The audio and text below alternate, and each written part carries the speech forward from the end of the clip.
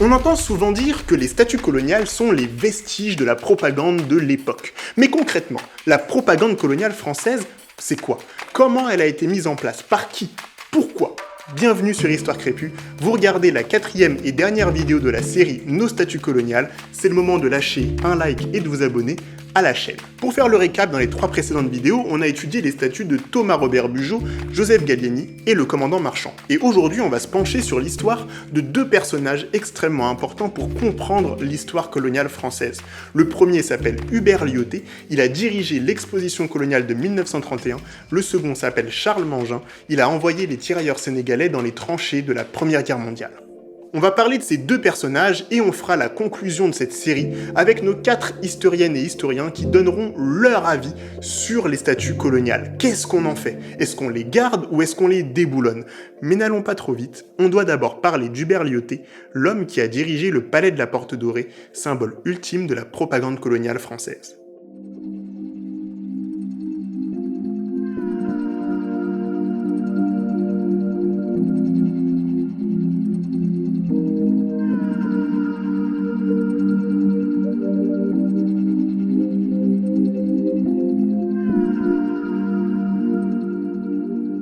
Lyautey est un aristocrate né en 1854 dans une riche famille de Nancy.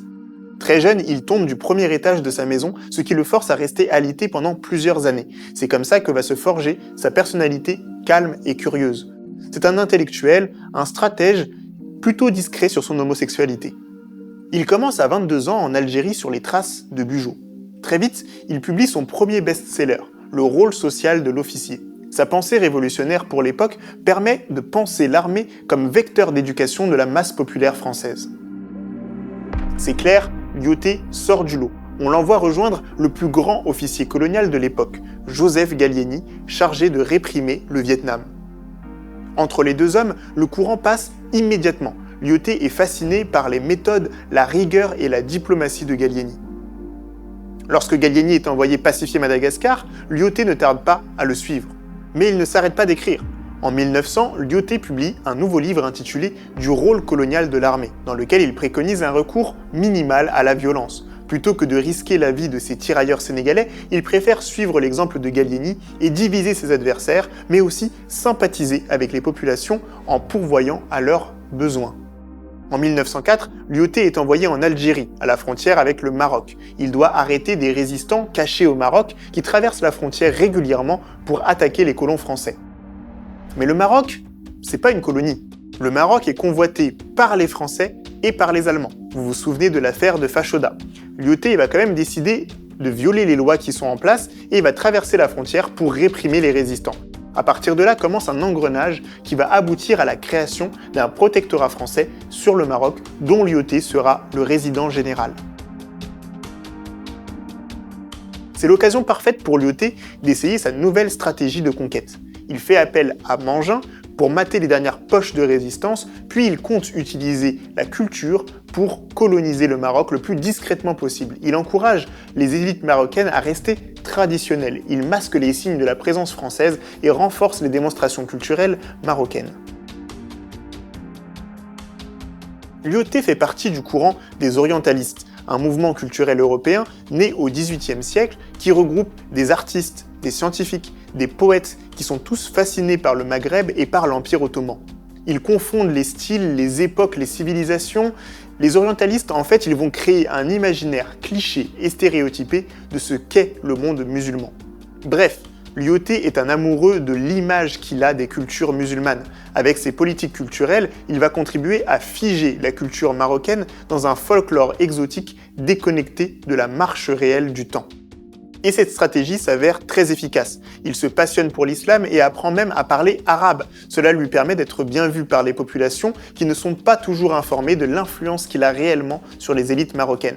Mais en 1921, son doux règne va être bousculé par la guerre du Rif, déclenchée par Abdelkrim et par le peuple du nord du Maroc qui prend son indépendance et proclame la République du Rif en 1921. Lyautey est dépassé.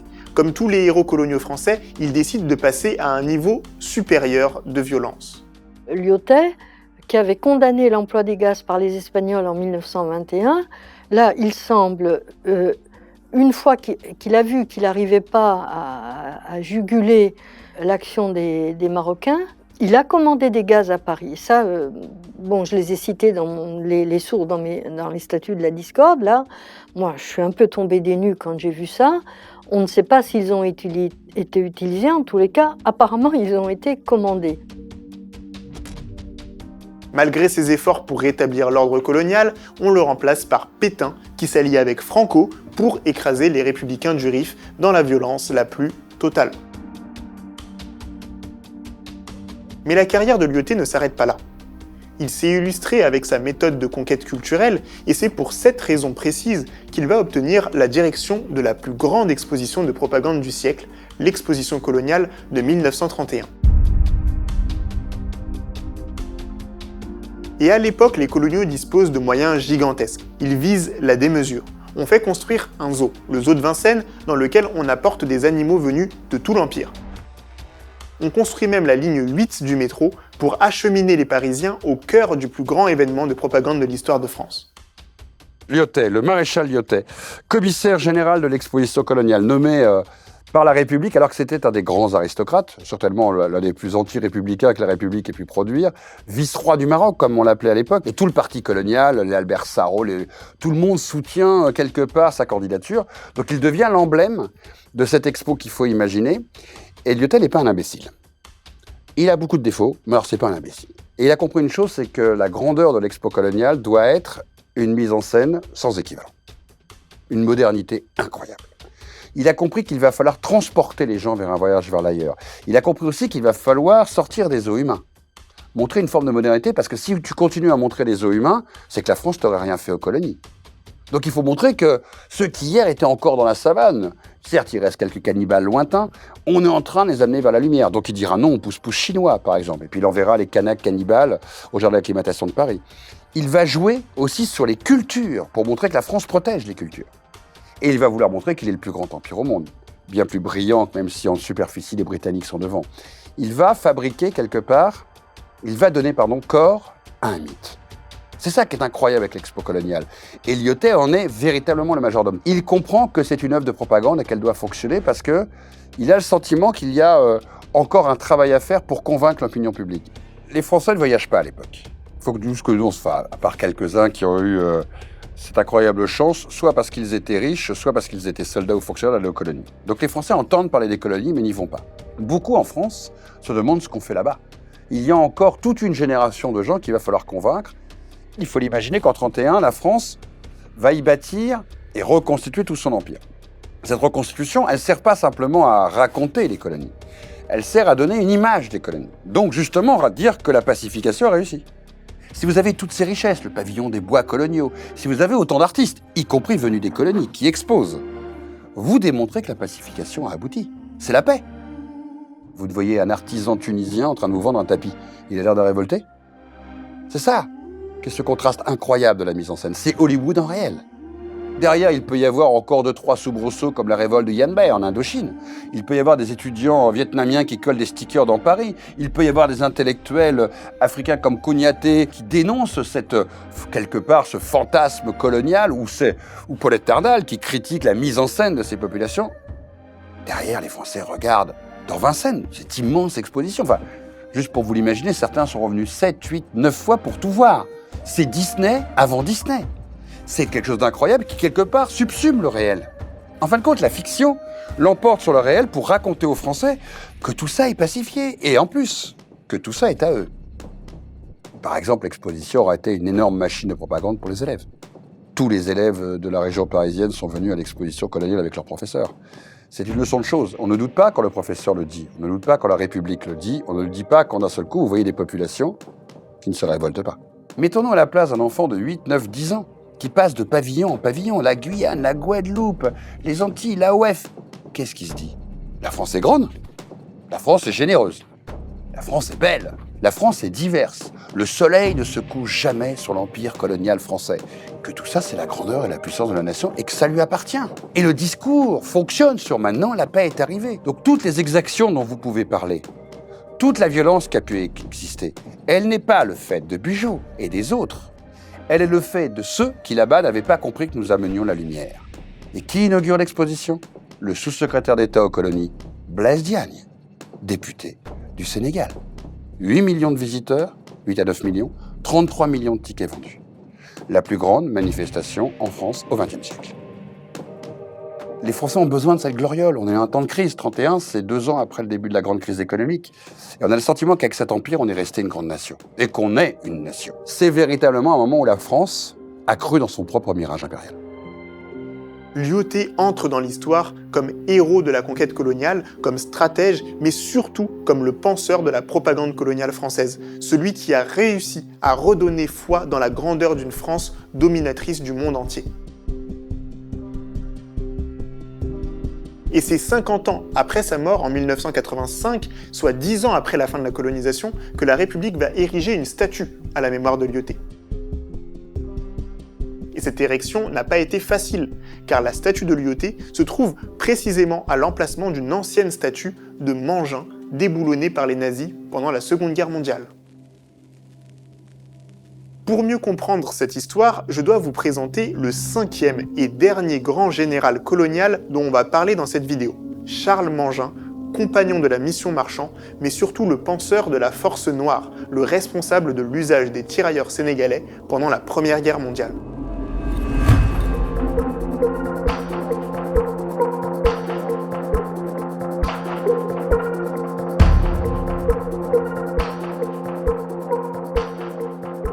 La première chose à savoir sur Mangin, c'est qu'il est né en Lorraine et que sa famille a été traumatisée par la défaite de 1870. Mangin, il avait 4 ans quand la France a perdu l'Alsace et la Lorraine dans une humiliation totale. La famille de Mangin, elle a dû fuir et elle est partie vivre dans la colonie la plus proche, l'Algérie française. C'est donc en Algérie que Mangin a grandi et il rêve de voir un jour la vengeance de la France face à l'Allemagne. Et c'est le choc lorsque son oncle Charles meurt dans les troupes coloniales en Chine, mais un choc encore plus grand lorsque c'est son frère Henri qui meurt avec l'uniforme colonial au Vietnam. Mangin décide lui aussi de s'engager dans l'armée coloniale. Il prendra le temps qu'il faudra pour mettre en place une stratégie capable de chasser les Allemands hors de Lorraine. Il commence sa carrière coloniale au Soudan français. Mangin est un soldat incontrôlable. Il est prêt à enfreindre les ordres du moment qu'il peut écraser ses adversaires. C'est ce trait de caractère qui va le faire repérer par Archinard, puis par Marchand. Après avoir parcouru l'Afrique avec la mission Marchand, Mangin est appelé par Lyautey pour écraser les soulèvements au Maroc, on l'a vu. Et tout au long de cette longue carrière coloniale, Mangin il a remarqué une chose qui est très importante. Dans toutes les conquêtes coloniales de la France, les militaires blancs étaient en très petit nombre. On l'a vu pendant la mission Marchand, mais c'est aussi le cas pendant les conquêtes de Bugeaud, de Lyautey et de Gallieni. Le gros des troupes était constitué de soldats indigènes, les tirailleurs sénégalais, tonkinois, algériens. La France utilisait souvent des colonisés pour se battre entre eux. Seuls les officiers et les chefs étaient blancs. La mission Marchand, elle avait rendu les tirailleurs sénégalais sympathiques aux yeux du grand public français. Même s'ils étaient toujours représentés comme une masse anonyme, les tirailleurs étaient vus comme les fidèles petites mains dévouées à la conquête. Toutes les pièces du puzzle étaient donc en place pour que Mangin puisse déployer son idée. Utiliser les troupes noires de l'Empire colonial pour écraser les Allemands. Mais rien n'était gagné. En France, la population avait toujours peur de ces corps noirs connus pour leur violence au combat. On craignait les unions avec les femmes françaises, partout les fantasmes racistes faisaient trembler. Mais Mangin, il était sûr de lui. Il allait voir des ministres, il allait voir les lobbies coloniaux, les administrateurs. Pour lui, le tableau était limpide. La natalité française était trop faible pour faire face à la vitalité allemande. En cas de guerre, le seul moyen de triompher serait d'utiliser les millions d'indigènes à la disposition de l'Empire colonial. Et pour diffuser ses idées, il publie un livre intitulé « La Force Noire », dans lequel on trouve des chapitres comme « Les qualités guerrières de la race noire sont le résultat de son histoire. Attachement à la France, dévouement au chef, endurance, résistance au climat. » Non mais on croirait lire la description d'une unité dans un jeu de stratégie. En fait, l'objectif de Mangin, c'est de convaincre le gouvernement de l'efficacité des soldats noirs de son empire. Et pour ça, il est prêt à plonger dans l'histoire, dans la sociologie, mais aussi dans le racialisme. Et au début de la Première Guerre mondiale, le projet de Mangin va être bloqué par Gallieni, qui était ministre de la guerre. Mais à force de perte de soldats français, la République finit par accepter de faire appel aux troupes de l'Empire colonial. Enfin, Mangin a réussi le projet de sa vie. C'est dans ce contexte qu'il se retrouve en avril 1917 à la tête de ses tirailleurs sénégalais au cœur de la bataille du Chemin des Dames, une bataille qui va tourner au massacre. Les troupes noires placées en première ligne furent réduites en chair à canon. L'opinion publique était scandalisée. L'Assemblée nationale s'empare du débat pour accuser la violence et l'aveuglement de Mangin. Mais finalement, la victoire de la France a permis à Mangin d'accomplir son objectif suprême. Il a pu, après la victoire, occuper l'Allemagne avec ses soldats noirs comme une vulgaire colonie. Et pour les Français, Mangin devient l'un des symboles de la ténacité conquérante. Il a traversé l'Afrique, il a tenu tête aux Anglais à Fashoda, il a écrasé les révoltes au Maroc avec Lyautey, et le voilà qui plante le drapeau français en Allemagne. On se presse pour lui ériger un monument juste derrière les Invalides. La France conserve la mémoire des chefs qui lui ont donné la victoire. Des statues ont été récemment dressées à la mémoire des maréchaux Gallieni et Monory. L'heure est maintenant venue de rendre le même hommage à l'un des plus héroïques soldats de la dernière guerre, le général Mangin. Dans le comité pour l'érection du monument, on retrouve Archinard, mais aussi Baratier, qui a participé aux enfumades de la mission Marchand, et le directeur du Petit Journal, un des journaux les plus vendus de l'époque. Le premier projet concernant un monument à Mangin a été lancé en 1928, 3 ans après sa mort. Et il a été inauguré le 19 mars 1932. Donc 7 ans après sa mort, c'est pas du tout exceptionnel, c'est vraiment un temps plutôt court même, parce que il faut réunir les comités, il faut trouver l'argent, il faut conclure un accord avec le sculpteur. Le premier monument, c'était d'un grand sculpteur d'extrême droite, d'ailleurs, de l'Action française, Réal del Sarthe, qui a fait par ailleurs beaucoup de monuments aux morts. Un journaliste de l'époque nous raconte l'inauguration, en présence de Paul Doumer, le président de l'époque, mais aussi de Pétain et de Lyautey. Lorsque le voile se déchira, Mangin surgit dans la lumière, coulé dans le bronze par la main prestigieuse du sculpteur Réal del Sarthe. C'était bien lui, le conquérant de l'empire colonial et le défenseur de la patrie menacée. D'une main tendue, il lançait ses troupes blanches à l'assaut, tandis que de l'autre, il retenait le combattant surgi de la force noire que son génie avait organisé. Tout Mangin est dans ce double geste, sauvegarder et se battre lorsque l'heure inéluctable a sonné. Plus loin dans son discours d'inauguration, Gouraud ajoute « La France ne vit peut-être pas, dès l'abord, tout l'intérêt de cette mission sur l'Afrique noire. Elle y trouvait une population guerrière qui nous donna bien vite d'excellents tirailleurs. En même temps, nous satisfaisions notre idéal humanitaire en détruisant la barbarie et l'esclavage. » Toujours cet argumentaire colonial de la lutte contre l'esclavage. Achille Fould, le sous-secrétaire d'État à la Défense nationale, va ajouter « Considérant la grandeur territoriale de la France, répandue sur plusieurs continents, il proposait la création d'une armée composée de troupes de toutes races. 500 000 soldats nord-africains, sénégalais, indochinois, malgaches et 200 000 travailleurs venus de nos possessions purent être transportés en Europe. 100 000 d'entre eux sont morts pour la France, mêlés en quelque manière à ceux qui étaient nés au bord de nos rivières, au pied de nos montagnes, sur ce territoire où, pour certains, notre pays semble se limiter. » Petit à petit, le lobby colonial réécrit l'histoire de Mangin. Lui qui a écrasé les indigènes partout dans l'Empire devient le symbole de la diversité et de l'humanisme de l'armée française. Mais ce premier monument, il se trouve qu'il a été démoli par les Allemands en 1940, qui ont lancé des camions contre ce monument, qui est tombé et qui ensuite a été dépecé en quelque sorte. Le reste de la journée, découpage au chalumeau. Puis les pionniers écrasent, au marteau et à la masse, l'inscription gravée sur le socle. À 15 h, une première explosion disloque les pierres du socle.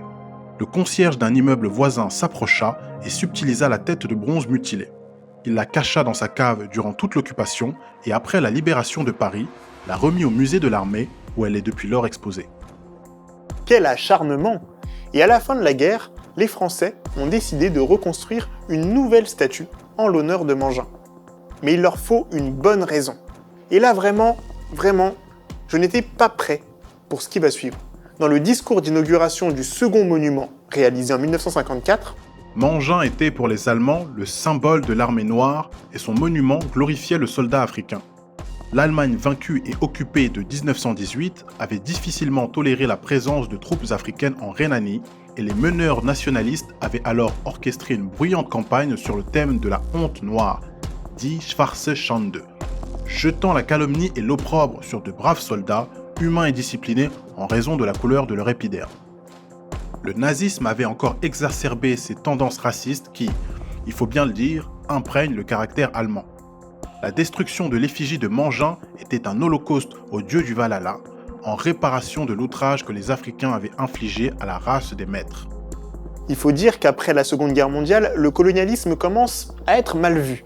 La France cherche à renouer avec l'imaginaire des Lumières, et elle crée un discours dans lequel les nazis sont les seuls capables de racisme, et c'est ainsi que le lobby colonial parvient à remettre à l'honneur son héros, sans doute le plus violent parmi tous les généraux coloniaux de la Première Guerre mondiale. Encore une fois, la propagande coloniale est prête à tordre l'histoire du moment que cela lui permet de se déployer dans l'espace public.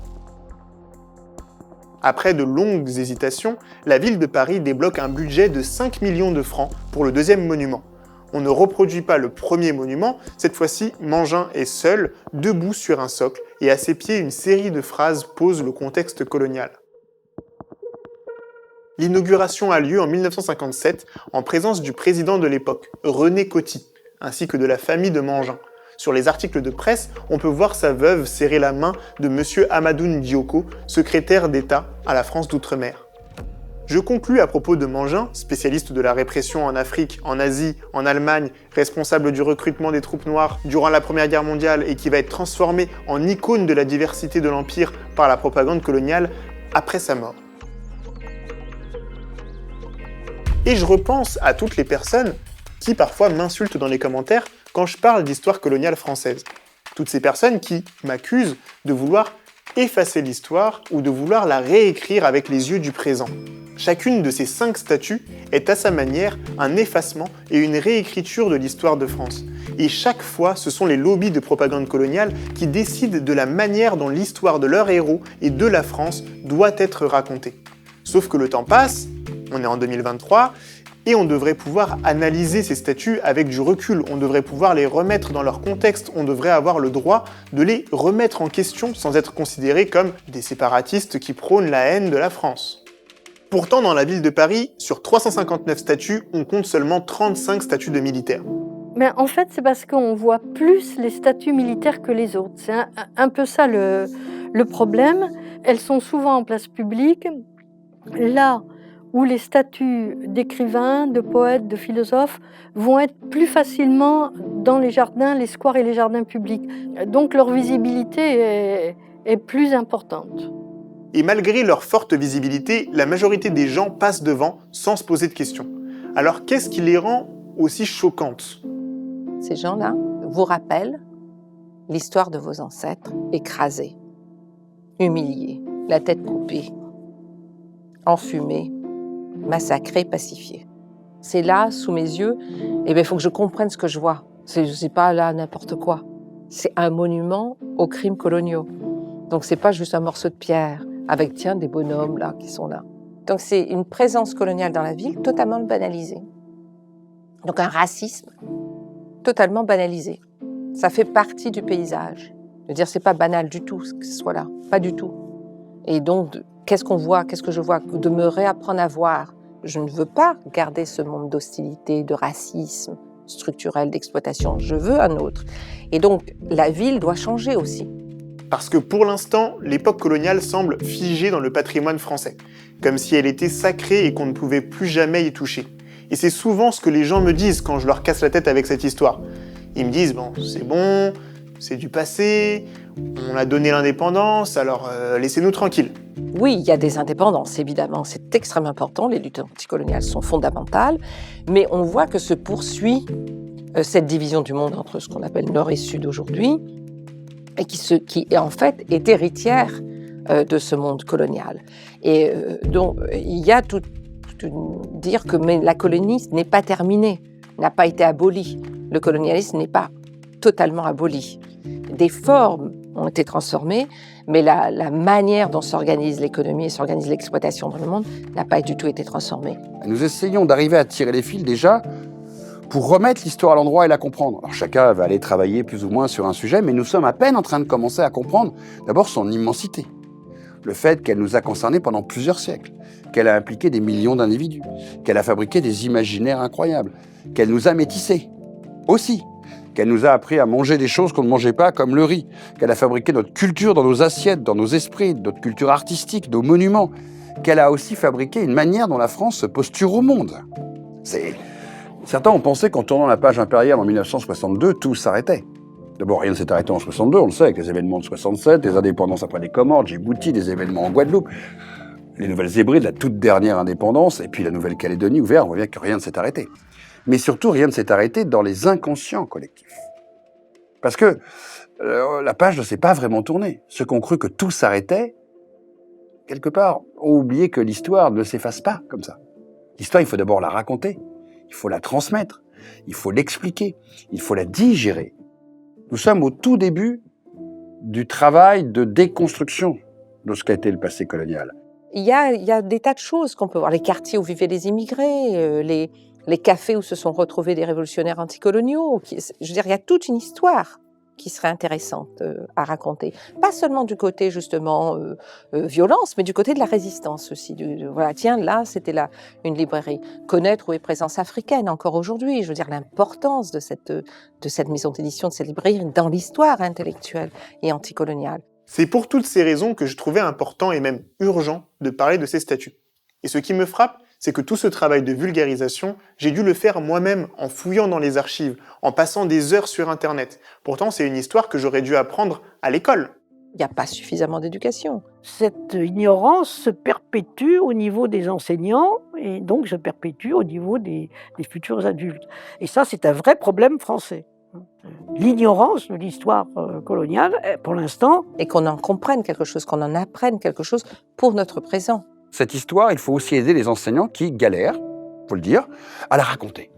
Ils ont des classes qui sont aujourd'hui métissées. Et quoi qu'on en dise pour ceux qui ne font pas de l'éducation, ceux qui ne sont pas professeurs, ceux qui ne sont pas instituteurs, ils ne comprennent pas que c'est compliqué de parler à une classe métissée d'une histoire où chacun ne se situe pas du même côté du miroir. Ce n'est pas simple pour les profs. Je reconnais que ce n'est pas très facile. C'est vrai qu'il y a un certain nombre d'enseignants qui ont peur, et assez légitimement, parce qu'il peut y avoir des réactions assez brutales, mais il faut être un petit peu costaud, il ne faut pas avoir peur. La peur est très mauvaise conseillère.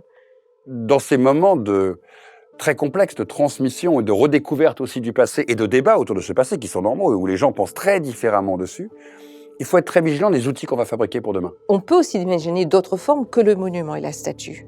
Un jardin de mémoire. Il y a d'autres formes peut-être de mémorialiser. Des peintures murales, enfin... Vous faites un film. Un film, c'est un outil de pédagogie, un outil de savoir, ou ça peut être aussi un outil de contestation, ça peut être un outil de détestation. On peut vous détester avec le point, mais vous avez fabriqué un outil.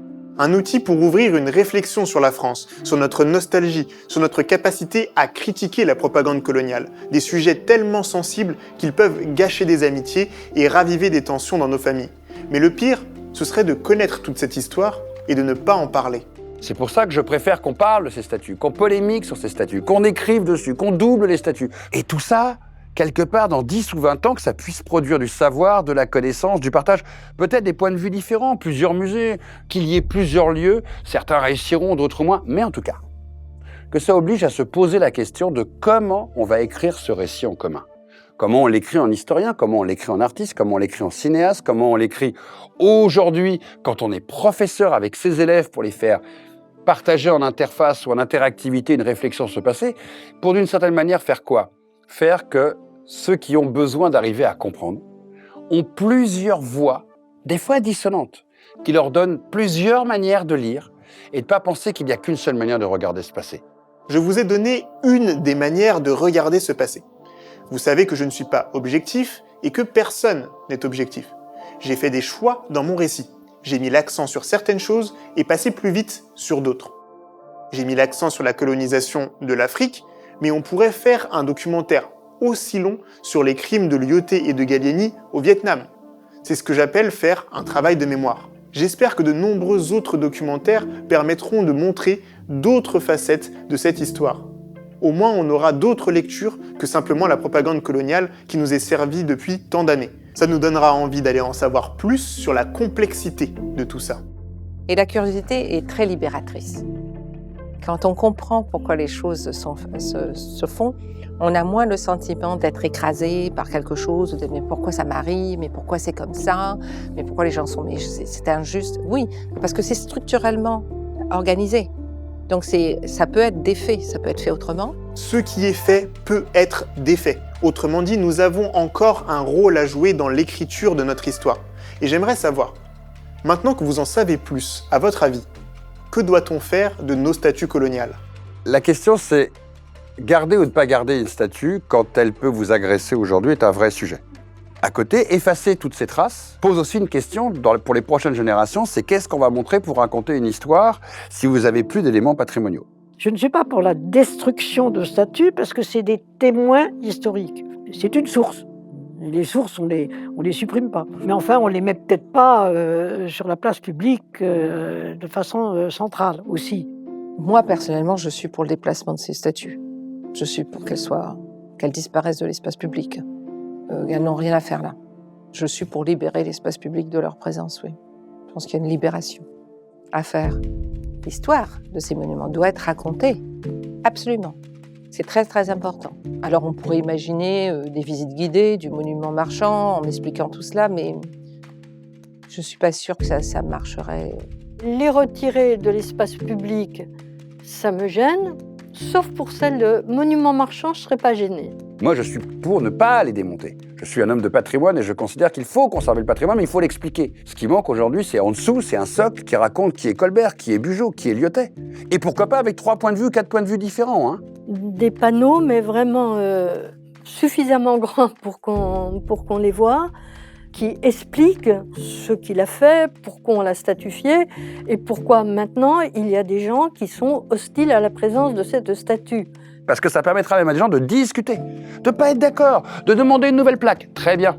Mais avec cette réserve que si les gens ne lisent pas les inscriptions sur les statues qui sont parfois vraiment très développées et qui apprennent plein de choses, pourquoi est-ce qu'ils auront lire le panneau mis à côté? C'est ça le problème. Je ne suis même pas pour qu'on passe à une plaque. Personne ne lit les plaques.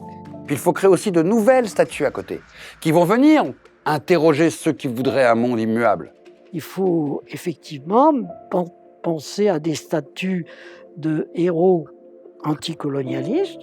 Il y en a. Des statues de femmes. Enfin, le déficit, en quelque sorte, de statues de grandes femmes n'est que le reflet du déficit créé de grandes femmes dans la vie publique, puisque vous avez 3 grandes catégories de statuts. Les hommes politiques, enfin les politiques, les écrivains et les militaires. Dans ces 2 catégories, pratiquement vous n'aurez pas de femmes, sauf les reines, si on les prend comme personnages politiques. Et donc, il reste la catégorie des écrivains pour que vous ayez dans les 3 principales. Hein. Et ça fait pas beaucoup de femmes écrivaines statufiées. On le voit, la statue est un symbole de la façon dont la France construit sa mémoire. Mais au-delà de l'aspect politique, est-ce que la statue n'est pas aussi un objet d'art ? Les gens qui parlent des statues, à propos des statues coloniales ou des statues liées à l'esclavage, en parlent comme d'un objet quelconque qui représente une chose, d'accord, mais un objet quelconque. Mais ce n'est pas un objet quelconque, c'est aussi une œuvre d'art. Vous allez me dire, si personne ne les regarde, qu'elle soit belle ou pas belle, qu'est-ce que ça peut faire? Bon, d'accord. Bon, mais si on la retire, on va la mettre où? Et c'est justement en réfléchissant à cette question que je me suis retrouvé ici, au fin fond du bois de Vincennes. Bienvenue au jardin d'agronomie colonial, enfin tropical, le nom a changé. C'est ici qu'a été organisée la première exposition coloniale en 1907. Il reste encore quelques vestiges.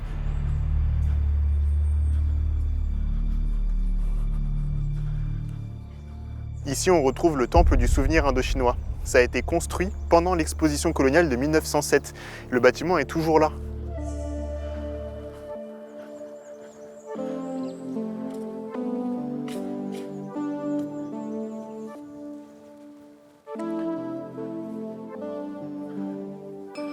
suivez-moi, il faut que je vous montre un truc incroyable. Ici, au milieu du bois de Vincennes, dans le jardin d'agronomie coloniale, on retrouve une statue qui s'appelait « À la gloire de l'expansion coloniale ». La statue est abandonnée, comme ça, elle est en train de noircir. Vous avez encore le coq qui représente la France. Vous avez Marianne, complètement noircie, incroyable. Qu'est-ce que cette statue fait là? Dites-vous qu'à l'époque, elle était devant le palais de la Porte Dorée, à l'emplacement exact où on trouve aujourd'hui la statue du commandant Marchand. Alors qu'est-ce qui s'est passé? Dites-vous bien que la République a été capable de déboulonner cette statue à la gloire de l'expansion coloniale pour la remplacer par le monument Marchand, et donc, elle est abandonnée au milieu du bois. Des bouddhas décapités, tout est recouvert de moisissures, elle est décapitée, il y a des graines de raisin, un tronc, la poitrine dénudée, comme toutes les représentations, j'imagine, ici de l'Afrique.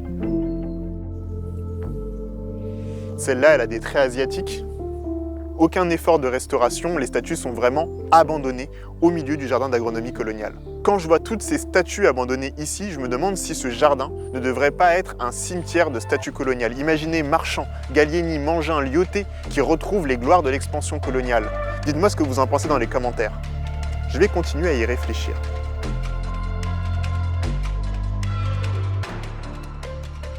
Et c'est la fin de cette série de vidéos Nos statues coloniales. C'était un pari pour nous raconter l'histoire de 5 statues coloniales qui sont présentes dans Paris. Un grand merci à l'équipe Réa Simon avec qui j'ai co-réalisé. Il a produit, il a tourné des images. Vous le voyez pas, mais il était dans l'ombre, il faisait le gros du taf. Merci à Eva Studzinski pour le montage incroyable. Merci à Minuit Digital pour les images 3D qui sont hyper belles. Merci à Sam Lawson pour la musique originale. Et oui, c'est une musique originale qu'on a eue pour toute cette série de vidéos. Merci à Camille Varenne pour la relecture et la coécriture. Merci à vous tous et toutes qui avez participé financièrement à cette aventure incroyable. On est hyper fiers de ce qu'on a rendu. On pourra faire sans doute mieux dans le temps, mais c'est comme ça, on commence quelque part. Merci au CNC Savoir et Culture de nous avoir accompagnés, d'avoir eu confiance dans ce projet. J'espère vraiment qu'il vous a plu. En attendant, vous pouvez nous retrouver sur notre site histoirecrépue.fr. Vous pouvez nous soutenir financièrement via Tipeee, via PayPal. On est ensemble, merci et à bientôt sur la chaîne Histoire Crépue. Ciao, ciao, ciao!